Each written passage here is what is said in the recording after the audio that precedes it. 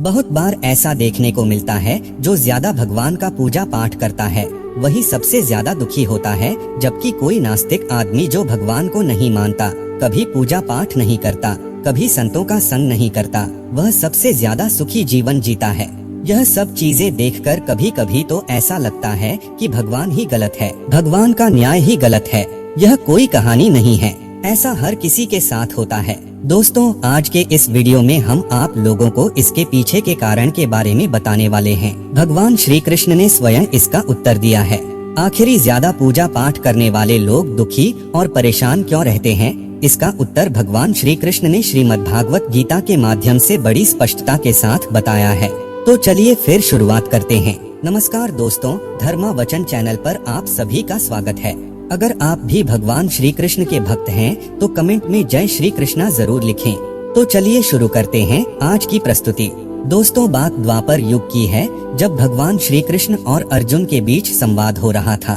तब अर्जुन ने भगवान श्री कृष्ण से पूछा कि हे माधव, जो लोग ज्यादा पूजा पाठ करते हैं वह ज्यादातर दुखी और परेशान रहते हैं, इसके पीछे क्या कारण है? जबकि जो लोग भगवान का नाम भी नहीं लेते, भगवान का स्मरण बिल्कुल भी नहीं करते और हमेशा गलत कार्य में लिप्त रहते हैं, उन लोगों को मैं सुखी देखता हूँ। इसके पीछे का रहस्य मुझे समझाने का प्रयास करें। तब भगवान श्री कृष्ण ने एक छोटी सी कहानी के माध्यम से अर्जुन को इसका उत्तर दिया। आइए जानते हैं उस छोटी सी कहानी के बारे में। दोस्तों, एक गुरु के दो शिष्य थे, दोनों ही पढ़े लिखे विद्वान थे। दोनों में फर्क सिर्फ इतना था कि एक भगवान को मानने वाला था और दूसरा भगवान को न मानने वाला नास्तिक था। एक ऐसा था जहाँ पर भगवान की कथा होती थी, जहाँ सत्संग होता था, जहाँ भजन होता वहाँ दौड़ के चला जाता और भगवान की पूजा पाठ करने लगता। दूसरा शिष्य इन सब चीजों से काफी दूर था। वह शराब पान भी करता था, वेश्याओं के साथ गमन करता था। सारी बुरी आदतें दूसरे शिष्य में थी। एक दिन क्या हुआ, एक शिष्य शराब पीकर अनाप शनाप बोलते हुए रास्ते में पैदल चलते हुए अपने घर को जा रहा था। अचानक उसको रास्ते में पैसों से भरा एक बैग मिल जाता है। उसकी खुशी का ठिकाना नहीं रहता। वह जोर जोर से चिल्लाते हुए सबको बताता है, मुझे आज पैसों से भरी बैग की थैली मिल गई, मेरा जीवन सफल हो गया, इन पैसों से अपने जीवन की आवश्यकताओं की पूर्ति करूँगा।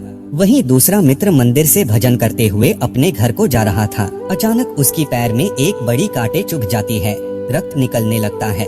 ठीक उसी समय दूसरा शिष्य भी वहीं पहुंचता है और हंसते हुए उसको बोलने लगता है, क्यों तुम ही हो ना जो सबसे ज्यादा पूजा पाठ करते हो, भगवान का भजन करते हो, क्या दिया तुम्हारे भगवान ने तुम्हें?